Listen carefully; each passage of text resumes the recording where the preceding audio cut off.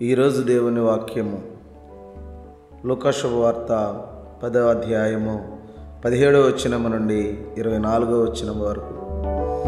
ఆ దెబ్బతీద్దరు తిరిగి వచ్చి, ప్రభు, మీ పేరిట పిశాచములు కూడా మాకు లోబడుచున్నవి అని చెప్పిరి. అందుకు యేసు, సైతాను ఆకాశము నుండి మెరుపువలె పడిపోవుట కాంచితిని. నేను మీకు పాములను తేళ్లను నలగదొరుకుటకు, శత్రువుల బలమును అణగదొరుకుటకు అధికారమునిచ్చితిని. అవి ఏవి మీకు హాని చేయజాలవు. దుష్టాత్మలు మీకు వశమగుచున్నవి. ఆనందింపక మీ పేర్లు పరలోకమందు రాయబడి ఉన్నవని ఆనందింపుడు అనెను.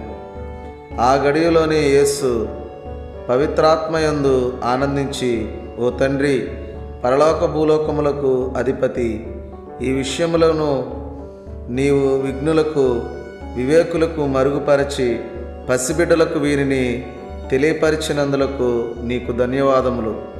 అవును తండ్రి, ఇది నీ అనుగ్రహపూర్వక సంకల్పము. నా తండ్రి నాకు సమస్తమును అప్పగించి ఉన్నాడు. తండ్రి తప్ప మరెవరూ కుమారుని ఎరుగరు, కుమారుడు తప్ప మరెవరూ తండ్రిని ఎరుగరు. మరియు కుమారుడు ఎవరికి ఎరిగింప ఇష్టపడునో వారు మాత్రమే తండ్రిని ఎరుగుదురు అనెను. అప్పుడు యేసు శిష్యుల వైపు తిరిగి వారి ఉద్దేశించి, మీరు చూచెడి ఈ సంఘటనలను చూడగలిగిన నేత్రములు ఎంత ధన్యమైనవి. ప్రవక్తలు, రాజులు అనేకులు మీరు చూచుచున్నవి చూడగోరిరి, కానీ చూడలేకపోయిరి. మీరు వినుచున్నవి వినగోరిరి,